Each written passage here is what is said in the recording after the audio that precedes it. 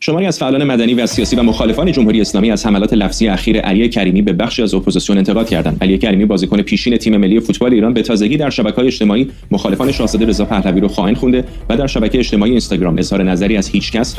رپر ایرانی رو علیه بخش دیگری از اپوزیسیون جمهوری اسلامی بازنشر کرده که با واکنش‌های گسترده روبرو شده. متاسفانه یه زبان جنسی رو انتخاب کردن که به عقیده من از این به بعد نباید ساکت بود در برابر این گفتمان و این گفتمان نه فقط ضرر میزنه به کل اون مبانی خواسته های مردم ایران و احترام و منزلت زنان و بلکه به منزلت و شؤون مردان هم داره صدمه میزنه.